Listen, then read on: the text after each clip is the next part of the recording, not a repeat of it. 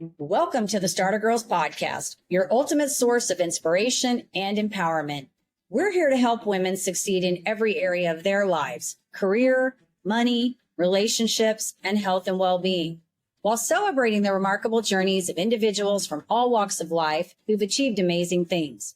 Whether you're looking to supercharge your career, build financial independence, nurture meaningful relationships, or enhance your overall well-being, the Starter Girlz podcast is here to guide you. Join us as we explore the journeys of those who dare to dream big and achieve greatness. I'm your host, Jennifer Loehding, and welcome to this episode.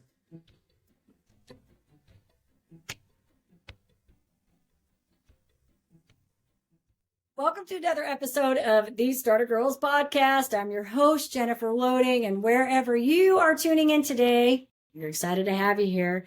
And I'm excited about my guest today. So he is a seasoned executive that has successfully led high-performing teams across the U.S. and Canada.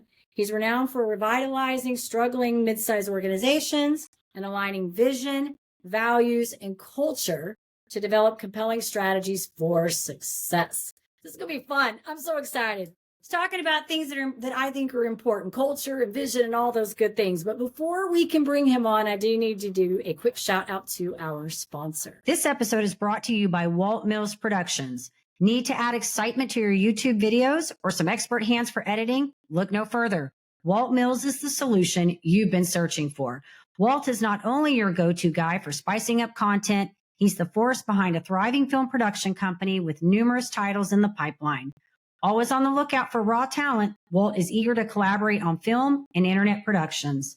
With a background deeply rooted in entertainment and promotion, Walt Mills leverages years of skills to give you the spotlight you deserve. Want to learn more about Walt and his work? Head on over to waltmillsproductions.net and let your content shine. All right. And with that, we are ready to bring our guest on. So joining me today is Brandon Denmon. He's the founder of Peak Executive Solutions. With over 27 years of experience, he's established himself as a leader in integrating and revitalizing mid-sized organizations, passionate about outdoor sports like triathlons, mountain biking, skiing, and rucking. Brandon brings the same determination to his professional life. At Peak Executive Solutions, he leverages his expertise to embed process, coach executive teams, and deploy tailored business operating platforms, all while helping every team member find their unique part of the story and their why. So welcome, Brandon. I am so excited to have you here today. I'm blushing a little bit. That sounded kind of nice. Was that not a nice bio? I should have wrote that down. Thank you. I can send you a copy of it if you want it. I'll take it. So we used to joke when I used to have my other, like I've told you before, I had a couple co-hosts on my show, and my friend Brianna used to joke. She's like, hey, Jennifer's got the bios down. If you need an MC for a bio, she's your person. You got to call. Yeah, I'm going to need an intro here in about 3-4 weeks, and can I count on you? Absolutely. Hey, listen, all those years I had in Mary Kay, I got to watch a lot of people do those emceeing intros and stuff. And how do we get those intros to sound really good? But you know what? ChatGPT is a really good thing because it's good. It can take your what you want to say, you throw it in there and it can make, do some magic for you. And then all of a sudden you got this. Incredible. All right. Artificial intelligence. That's where it's at. Right. All right. I love it. Well, I'm so excited to chat with you today. I know that I got to spend some time chatting with you offline several times and see what you're doing. And I think it's going to be a great call, I say call. We're not on a call. We're on a podcast. A great episode. And I'm excited to hear from you. And I think our audience is going to be in for a treat today. Well, thank you. I hopefully you can hear me okay. We're breaking up a little bit. I don't know if it's a bandwidth issue or something. Hopefully it'll be okay. It usually records okay on the other end. Sometimes it does that a little bit, but it usually records okay when it uploads the video. We should be okay. You sound great on my end, so we sound okay. All right, so let's start off. What I'd like to talk about first is a little bit about, Peak Solutions here. Tell us a little bit about what it is that you do for your clients now. Okay. All right. Well, Peak Executive Solutions is my company. I started about 2 years ago. And the idea behind that is, and I think, I came out of sort of a big business, around a building products business for years. But what I wanted to do with sort of the second half of my life, the second half of my career, Was really to help smaller businesses. And I want you to think about manufacturing businesses that are in that, sort of 10 to 100 million in revenue. And the reason that's important is that, that is really where the rubber meets the road. And a lot of the people in the United States are employed. And the important part of that to me is the people in the business, the people that actually do the work, that drive the bulldozer, that perhaps wield a shovel or are running a piece of machinery. And so what I do at Peak Executive Solutions is I come alongside the senior leadership team and help them paint a very clear picture about where they're going, but more importantly, why, and get super duper focused about what they need to work on to make sure the people in the business understand their part of the story, so that both the people and the business can be successful. Yeah, the why is important. And I think one of the things, so in essence, you're doing, I think we talked about SEO, which I had to learn about what that was, because it's like, what's that stand for, right? And you might, I want you to tell people what that is. But I think a big part also is this whole culture that you're trying to help them implement and get clear about what their vision is and their core values. And I think that's the part that I really like about it, because the other part we need, right? Like, and I want you to talk a little bit about what that SEO stuff is. That is important. But I also think this other half where you spend time on is also essential in helping a company thrive. Okay. Well, let me just start out by saying that having systems and processes and a cadence to which the company operates, so people can understand, like, how does this work? When do I show up? What's expected of me? What's my roles and responsibilities? Why does my role even matter? That's important. Like, everybody needs to know, like, when they wake up and they come to work, what to expect, and that creates trust. And once we have that trust, I think it's important that businesses also find that soul side, right? And when I talk about soul, I'm talking about people. I'm talking about why you do what you do. What is the purpose of the business, right? We talk about what's our purpose, Right. As individuals, but what's the purpose of the business? Why does it even exist? And how do we paint that picture so that everybody gets it and understands it and wants to be part of that? And a lot of times what I hear, you come into businesses and the owner's like, hey, we're really struggling to get good people. We're struggling to keep them when they come. And when you get to talking about it, it's like, their sole purpose is for the owner to make a crap load of money. And I hate to say it, but nobody gives a shit about that besides the owner. And I'm sorry for the words, but it's just the facts, right? And so when we start thinking about the soul side of the business, it's about pure alignment to the values of the business and creating that culture that, everybody wants to be part of, right? It's not about ping pong tables and cool lunchrooms per se, but that helps. It's not about working from home or even having a spiritual function of work, but that might also help. But, everybody has their version of what is important to them. And I think, what we do at System and Soul and at Peak Executive Solutions is to help those business owners navigate that somewhat murky water of not necessarily what their values are, because they should know, but sometimes they don't. And so we help them do that with a very precise process. And then we create something very special for each business to help them, get to that next level, or even in some cases, if they're trying to sell the business, create a space where people would come in and say, this is a business I want to buy, because it feels right. It's got systems, it's got processes, and it's got soul. I like the soul. It's interesting. I'm reading this book right now, and I forgot the name of it. It's about finding your X factor, like your next big idea. And they talk about like these 3 C's in there. And I'm drawing a blank that I'm going to tell you, but one of them is about centering it around like a core value. Like, that's one of the selling propositions. Yeah. You having sort of like this X factor is like, a core value. And so I think this is so important on many levels, right? Like if you want to set yourself apart, it's huge. But not only that, you're talking about from the perspective of creating this soul, right? And having the people understand why they're a part of this. And I think, I always bring in, because we shared, and I told, that I was in Mary Kay for a long time. And I think one of the big things about that company that keeps these women in for as long as it, and I say this because not everybody in there is making money. There are a lot, I know a lot of women in there that made good money. I did okay in Mary Kay, but there are a lot of women that don't.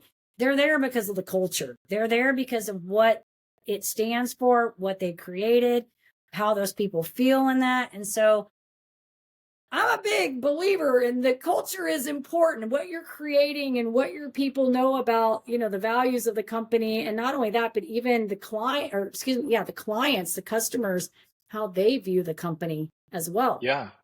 Oh, I love that. And you said something it's really profound, and it's interesting that there's a lot of people, and you said women, there's probably some men, I don't know, that drive pink Cadillacs.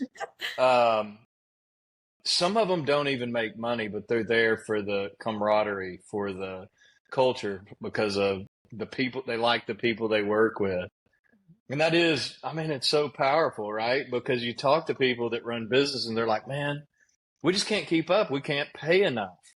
And it's not always about money. And Mary Kay is a great example of that. And I actually watched a couple of videos. I think you might have even sent me one. Yeah. That I thought was fascinating around, I'm just going to call it Mary Kay culture. And some of these videos, I think, were made before I was born, more than likely. Just based on the... It's pretty old video. Okay. All right. I'm not suggesting you filmed it. I'm just saying that you weren't there. Right. Yeah. I might have been. I wanted that one. You're right. No, you're right. It is fascinating. I think culture. I just think on any level, culture is important. And I feel like when people have they're losing their people and they don't really understand why. A lot of it, I think, comes back to that, because they might know what they're supposed to do, but they don't really know why they're doing it, what the company stands for, and they're just, what is that, quiet quitting. They're just showing up, to do the job that they have to do, and no more, no less, kind of. Right. Well, and that's sad. Right. That is happening. And this whole quiet quitting thing, it's fairly new. And I get lots of feedback from certain clients or potential clients about people wanting to work from home and how are they going to do that? They're going to lose their culture. So there's tons of things you can do to implement a high performing culture, even if they're remote. We ran a business with more than 50 sites, and so during COVID, that was an interesting conundrum, right? Like, you can't go see the sites. Right. How do you still make people feel like they're part of something bigger, even though nobody's coming to see them? It's a lonely space. It's almost everybody's their own island. So there are ways to do that, and that's stuff that we incorporate in what we do. And it's, I've got a whole history about why that's important to me, but the fact is that when the people in the business, when the guy that's dumping the trash or picking up the mail or sweeping the floor knows why they do what they do and how that makes the business more successful, there's a huge amount of power in that. And I think I might have even told you the story about JFK walking the halls at NASA. Did I tell you that story? No, I don't know this story. I don't think you told me. Well, tell her. I'll take you back.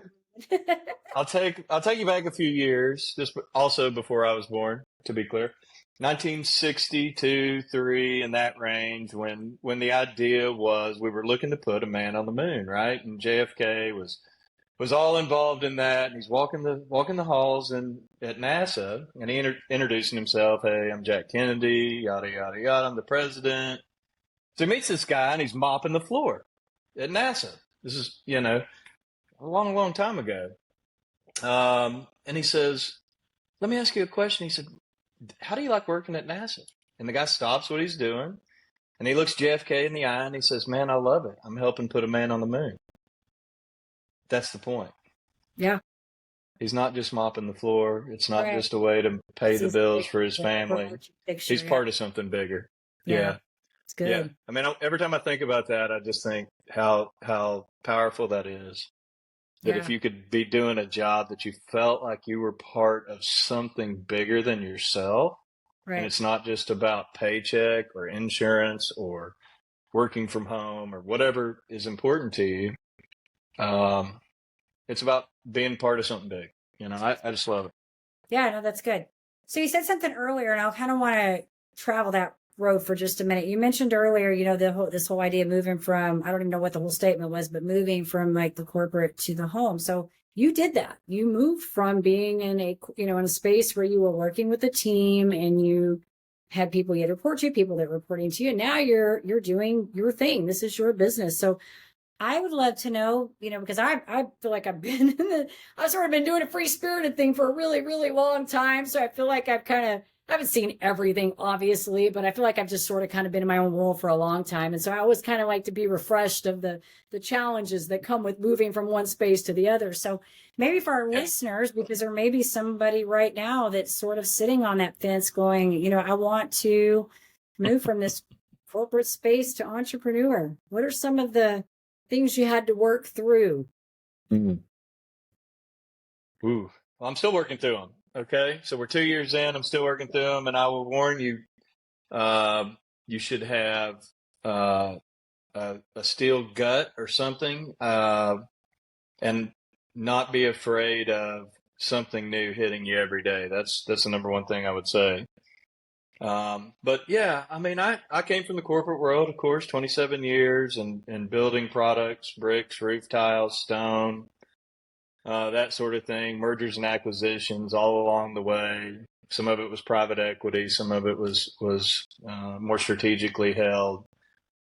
And always had a boss, right? You always have somebody that's pulling the strings or telling you what you should or shouldn't do. And it was good. We ended up selling the business about 2.5 years ago, and I had a choice, right? It was one of those deals where you're like, the people that bought us, they offered me a job, and it wasn't exactly what I wanted to do. And I'm like, well, maybe I'll go try to figure out something. And I took another job, and it was a huge cultural mismatch.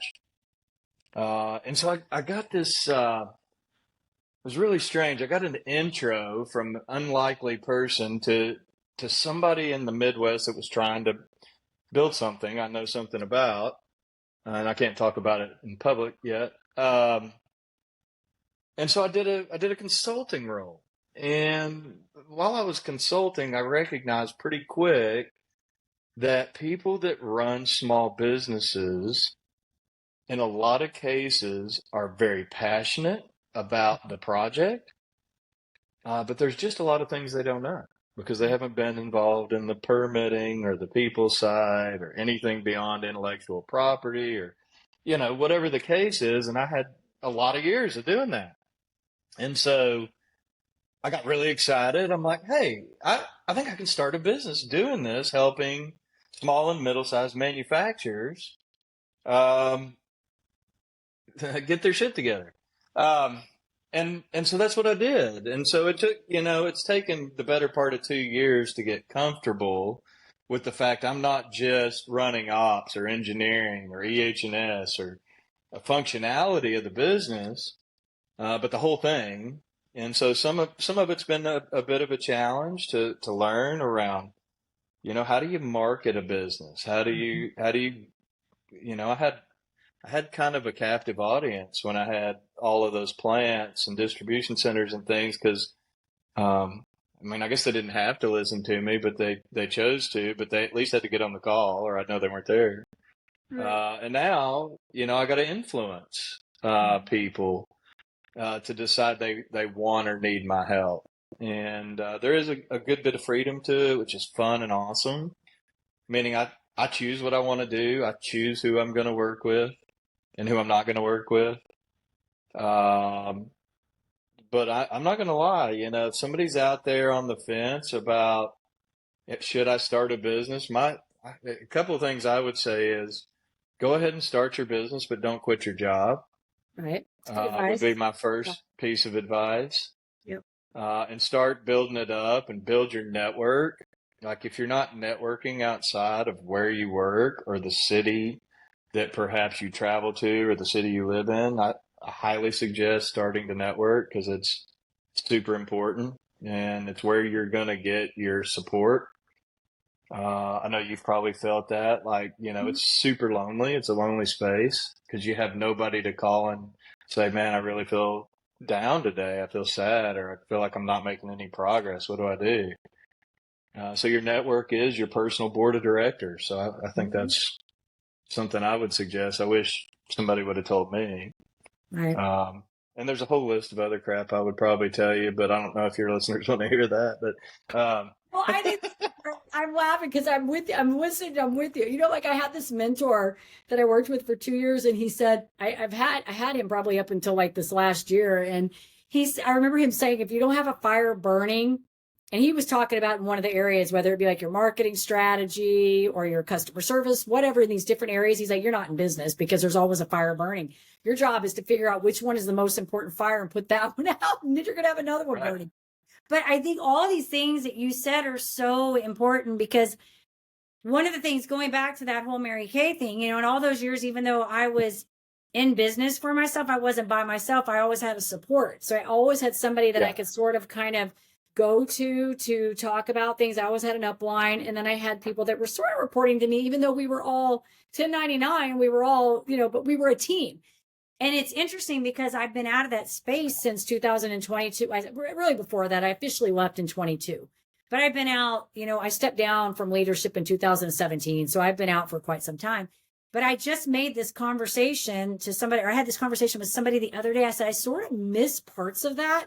Because yes, when you're in the entrepreneur space like we are now, you are sort of alone all the time. You are your own whole business alone. And you have to find people in your circle that you can say, hey, can you help me with this? Or, hey, what do you think about this idea? Right. You have to find those right people in here. And it's just, the networking becomes extremely important, and it's not something, the entire time I was in Mary Kay, I never really networked. I didn't network outside of Mary Kay. I didn't even understand the value of it. And then when I came out, I was like, these Mary Kay people are missing a lot of stuff. Like, they need to come out of that bubble just a little bit, meet some people out here, because these people have a lot of really good information that the people, like, I felt like I kind of got the best of both worlds, because I realized we had some really good information that people out here didn't know about, and people over here had stuff they needed to know about, So I think what you said about the networking is important. The fires burning, I think all of this is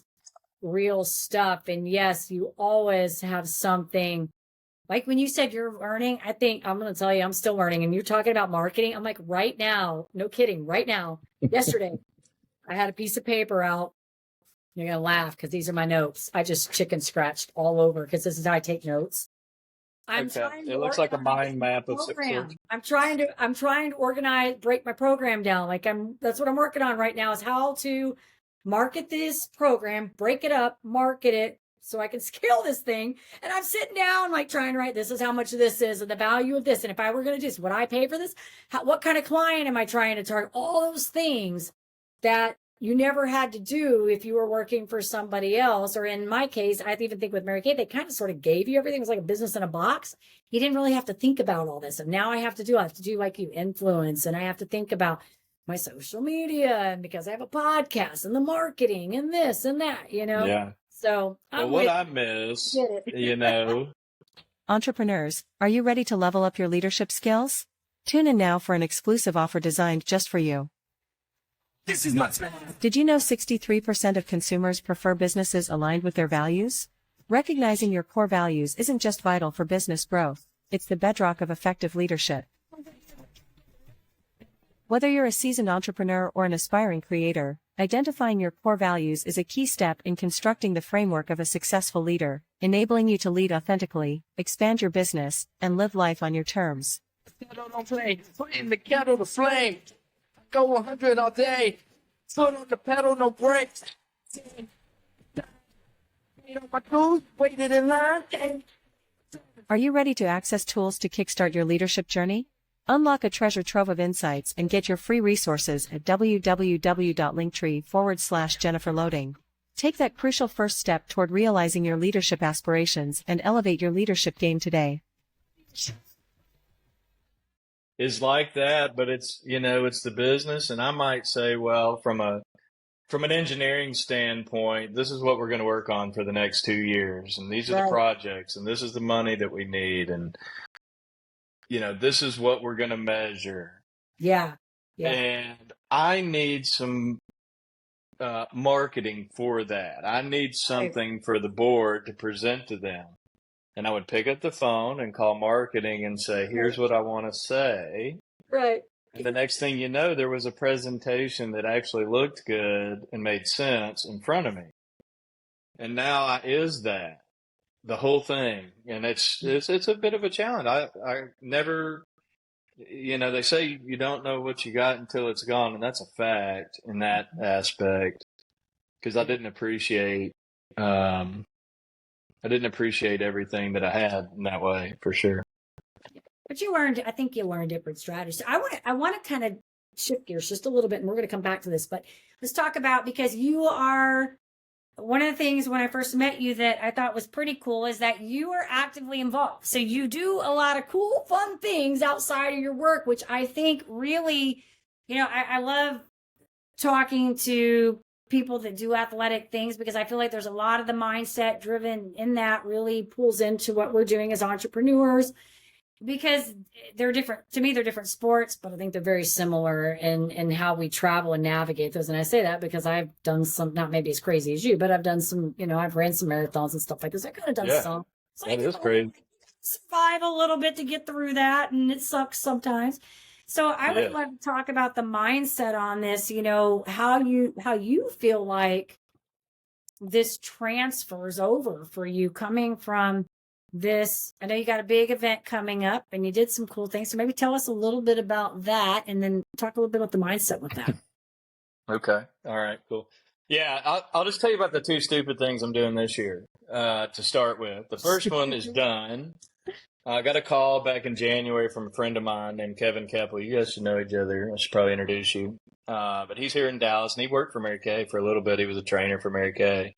Probably a different time frame than you, but he calls me in January and says, hey, dude, you want to hike the Grand Canyon? I was like, yeah, I've kind of always wanted to do that. He's like, no, dude, I want to hike the rim to rim to rim. I was like, cool. What does that mean? He's like, it's like 45 miles. And it's going to be brutal. It's going to take like 24 hours to do it. We're going to do it all at once. And so I said, yes. But I was working on something else, so I didn't train. So that's the first thing I would tell you. Make sure you train. We did finish. It was really hard. And we hiked the rim to rim to rim back in March. And it took something in the neighborhood of 22 hours straight through. I think we started at 3 a.m. and we finished at 1 a.m. So about half the day was in the dark. And in the snow too, by the way. So both ways, uphill, both ways in the snow with high winds. And that was the first thing. The second one is I'm doing the Leadville 100 mountain bike race in 2 weeks, That's 2 weeks cool. from this past Saturday. And so I'm tapering now, which means I'm going to end up with a lot of energy, and I might even have as much energy as J-Lo here by You're gonna need time it to that race. day, right? All right, I still got some work to do there. But yeah, so they say it's the hardest mountain bike race in the country. And I believe it. I tried to do it once before and I failed, which really hurts. Like, I don't like to do that. So I'm a pretty high performance person, just in my physical endeavors, but also in my work endeavors. So if you ever talk to anybody that used to work with me or for me, they would tell you that I hate to lose. And so getting pulled off that course was probably the worst, like one of the worst things that's ever happened to me that I can remember. So yeah, we're back at it, and we're, how does that transfer over? It's all the same mindset, right? It's about winning. It's about creating an environment where you can do hard things, and to take a big chunk out of those hard things. If you looked at my little wrist bracelet here, Mhm. can you read it, or is it backwards on the screen? I can't. At the bottom. Okay, well, it says embrace the suck. I see it. Yes, I see it. I saw it. Embrace the suck. And what, it really is that sometimes in business and life, whether it's family stuff, whether it's building a business, whether it's running a business that you're just part of, there's going to be hard things. Right. And so I tell myself when I do these hard things and I'm like, let's say I'm halfway through, I say, like you've done harder stuff than this. Like if you can't handle this, you can't handle anything. And so when you're done, you get this huge sense of accomplishment. You just know, like you can do hard things. If somebody brings you something hard, you just got to bear down. You can get it done. And I think I don't know what the number is. You may know, but like there is a significant number of high level CEOs that are into endurance or really hard things, mountain climbing or, something else that's a huge feat of endurance, which is, to me, not very surprising. And I think a couple of things, it gives you a way to clear your head of some of that mental clutter that gets up there, right? Where you're so focused on the problems that you have in your life. It gives you something else to focus on. It builds your health. And I mean, it gives you stamina, because if you're going to go and work 12, 15, 18-hour days to build a business, you better have a bit of stamina, and hopefully you got some people behind you too. You need an outlet for sure. Yeah. And it forces you to take care of yourself. It forces you to eat right, to get the proper amount of sleep, which is super important. I mean, I'm preaching to the choir here. To eat the right foods. About that, didn't we? The sleep thing. We did talk. Spent some time on that one. Yeah. Right. 7.5 hours sleep. That's my number. Everybody's number is different. Your number's probably less than that. It is. I am impressed that you do that. I think that is so awesome. I'm going to be excited when I hit that, Brandon. You are my role model. You're like, that's my goal. So here's the thing, and maybe you know the answer as to why.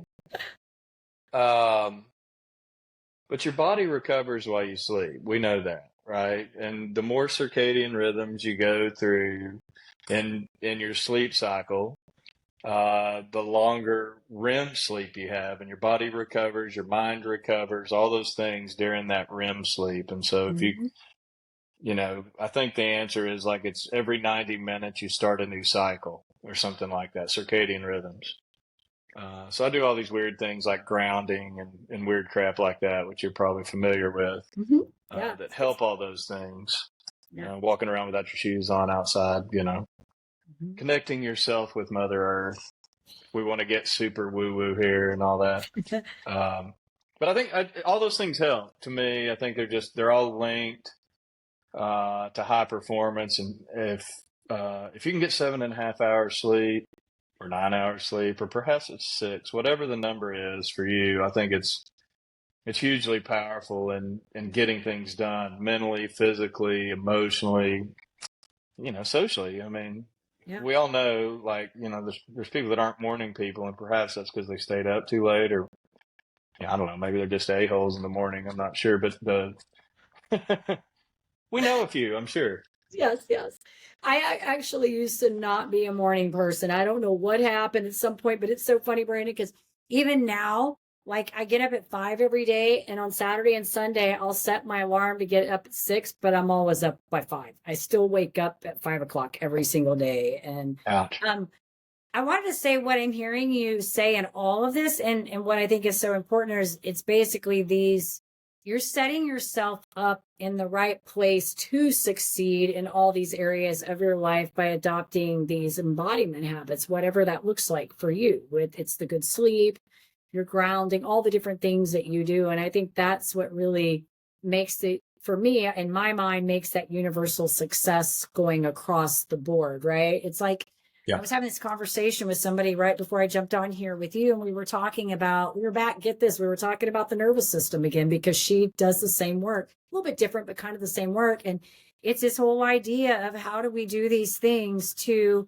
set ourselves up in the best optimal state, right? Like, and that could, there's certain things, obviously good sleep is pretty much universal for all of us. We all need good sleep, but there are a lot of different modalities and things we can do to put ourselves, and it's not just about these business practices, right? Like it's also our personal habits that flow into that. So that's what I'm hearing you say when you're talking about even like the mindset, of what you're doing in your personal wellness and how that's transferring over into the work that you're doing and what you're trying to convey to your clients. Yeah. No, you're spot on. Honestly, I think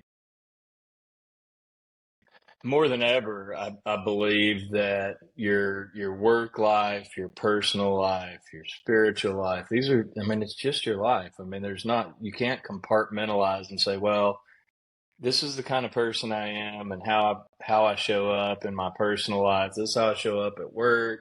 This is how I show up at church. It just takes too much energy, I know right? that's complicated. It's And wearing me out thinking about it. if All these you different people, right, and why would you want to do that? And I think the nice thing, one of the super nice things about running your own business is that you're never in a space where you're not authentically you, or you shouldn't be. And so if you looked at my word for the year, it's authenticity. And that is, I am who I am regardless. And if you don't like it, that's fine. I'm okay with that. We don't have to be in the same space all the time. Right. But I'm a spiritual person, right? I go to church and some of the energy I get is from reading the Bible and doing my morning devotionals and, just getting at one with God and trying to understand what he's calling me or asking me to do. Sure. It's the first thing I do every day, and it sets me on the right path of gratitude and thankfulness. Even if it was the best day I ever had, I know that I had some wins, and it's good to think like that. If your listeners want to do one thing for themselves, start a gratitude journal. It will change your life. Yeah. I would start that tomorrow if they hadn't already. But yeah, I mean, just that whole being your authentic self and being the same person, whether you're at work or home, is freeing, right? You don't have to figure out, well, what would the work Brandon say to this? Right. And so and perhaps you may work for a company or have a boss that doesn't allow that. And that I know that happens, and I don't know what to say about that except maybe you're in the wrong space. Yeah. And it may not be them; it may be you. Don't forget that. No, this is good. And and I want to say I agree with you on the gratitude journal. I mean, if I was going to say what's one thing, somebody would do, and you kind of answered that question because I do feel, I mean, there's so many things I'm looking at these questions. I'm like, you've answered so many of them because you've talked about, how you've incorporated your health and well-being into what you do and how that transfers into your work and the advice that you've lent out into somebody maybe going into this space, which I think is important because a lot of people listening to this are people that are achieving things. Some of them are, in that space where like I have some that are going to be people that are coming from the corporate to entrepreneur. Some are just really trying to level into that, and up into that next step, whatever that looks like. And so I think, and over all of this, it's really, you've said a lot about this embodiment, but also let's add to that, this gratitude journal, because I think that is huge. And, I like to joke about this, but I will tell you the impact of this because when I started going through I've been in the personal development space for years. I mean, you can't go through Mary Kay and all the years that I did and not be in that space. But I will tell you, Brandon, in all honesty, I went through that for 17 years and it really, I thought I was a motivated person. I was excited about what I was doing. I thought I was never going to leave Mary Kay. But in 2012, when I was hit with this major nerve condition, it changed everything I knew about myself and my faith in myself and in my belief systems. And it became just hard enough for me to get out of bed to function every day. The gratitude journal, that wasn't the one thing that saved me, but it was huge. And I remember going through this $600 program at the time. And at that time, I thought, this is a lot of money. This was back before I knew all the money I was going to be spending in personal development. But I remember one of the things she had us doing, I love checklists. I'm very much a checklist person. So one of the things on the checklist was do this gratitude journal. I thought, this is so stupid and cheesy. Like, why am I doing this?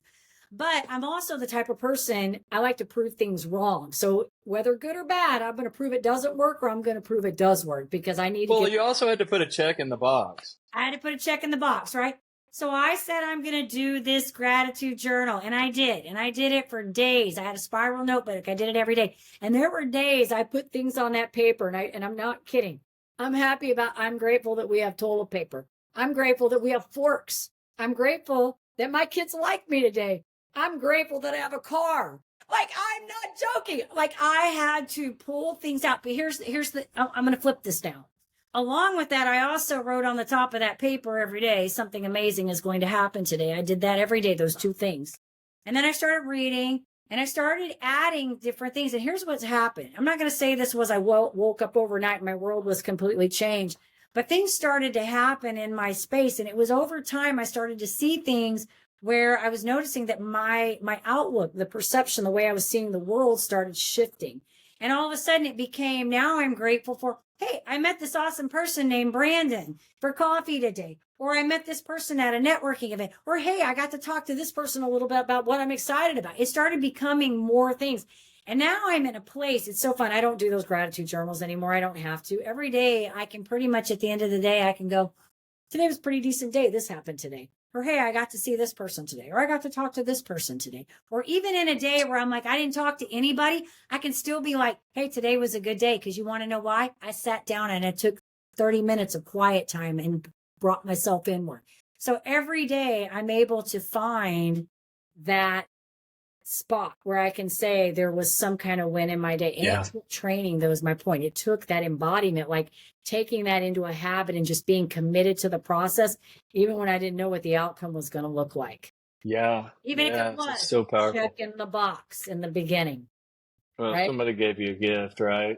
Mhm. Somebody gave you a gift. And it's so nice that when it becomes second nature and you're just thankful, right? You're thankful for the little things as you go through the day. You don't have to wait and go, well, I'm glad I don't have to fill my truck up with gas this morning because that's painful. Right. I still hate doing that. You're right. We still hate that part, right? But you're right. I think it's such a cool feeling to me when you can get on the other side and you can find, it's like I always say, I always think people think my head's in the clouds all the time because I'm positive most of the time. That's not in the clouds. I see things for what they are. I didn't grow up in a house where we were all rah-rah cheerleaders. That wasn't my house at all. I've had to work on that, But I think you can train yourself to, when you do what you're talking about, take these habits, these embodiment habits, and you don't start off doing everything. You pick something small that you can do. And you take that one thing and you just do it over and over and be committed to the process. And when you get committed to the process, you get the big results. That's how you get to do the cool things you're talking about, like go do the big bike ride that's coming up or whatever it is, right? Because you do these little things and they add up to these big things. No, it's so true. Actually, when you were talking about that, it reminded me of James Clear's book, Atomic Habits. Have you read that one? I haven't read it, but I know everybody talks about it. Yes. Okay. Well, it's super important. I think, if anybody's looking for high performance, I mean, they should definitely go out and put it on Audible or whatever is the right way for them. Read the book. I've read it. I've listened to it probably 8 times. Because I'm a slow learner, and sometimes I need to hear things a bunch. But he just talks about improvement of 1%, right? 1% over time, compound interest, and how much better you'll be in a year's time. And I just love that idea that, I mean, if you could look at my whiteboard right now, you would see at the very top it says, be authentic, and it talks about health, mental, physical, emotional, and spiritual goals, and then it talks about my family related goals. And then it talks about my business related goals, but I think they're all interconnected, right? And some of these things, it's like, how do I get 1% better at each of these areas every week? And so at the end of a year, when I look back at where I was versus where I am now, you can't go 10x without starting with that sort of 1%, right? And that's really what performance is about. The folks that are performing in the Olympics right now, some of them were born with some sort of weird innate talent, but most of them had to work at it, right? They had to work at it really, really hard. And it's amazing to see. It's like, blow your mind to think about. It'd be so cool to have some, middle-aged athlete go over there and try to do these things alongside of them and see how much more badass they are than me. Because I kind of need to know. But it's just obvious. It's amazing to watch, especially like watching the swimming. Yeah. Yeah. Well, this has been great, Brandon. You're awesome. And I actually talked to a guy the other day that is doing the Leadville, the race. So, yeah, cool stuff. I was talking to my husband this morning because I told you he ran the race, but his brother has did the bike for many, many years. They live in Colorado. So one of the nice things, they're acclimated to the Right. the altitude up there. But, yeah, I think what you're doing is cool. And I wish you much success on this upcoming event, the race that's coming up. I will need the wishes for sure. You're going to make it happen. So if the audience, they're listening to this, they want to get in touch with you, they want to find a little bit more about Peak Executive Solutions, a little bit more about you, who knows, they want to follow you and see what's happening. Where do we want to send them? Well, I think one way to get in contact with me, I do a lot of stuff on LinkedIn, just trying to give value to the people that follow me there around just business ideas, health ideas, leadership ideas, so they can come and follow me there. I think you're going to put maybe in the show notes my email address. So tell your listeners, feel free, to contact me there. And I do lots of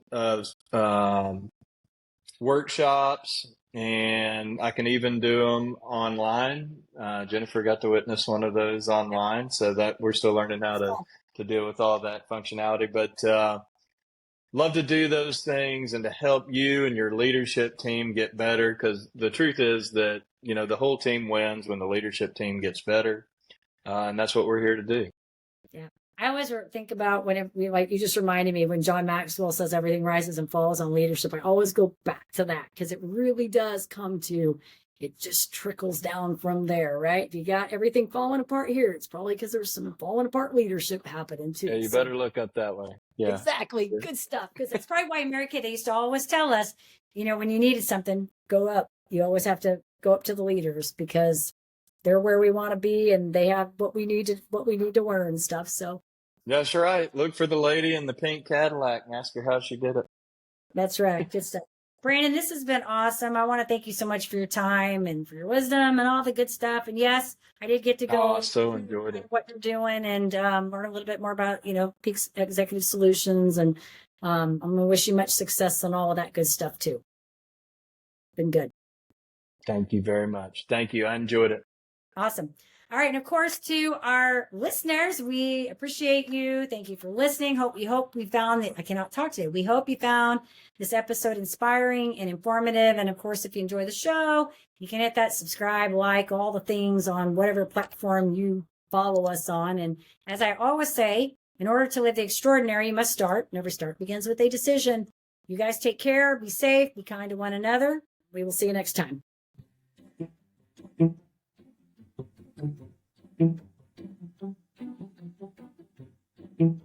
Mm-hmm.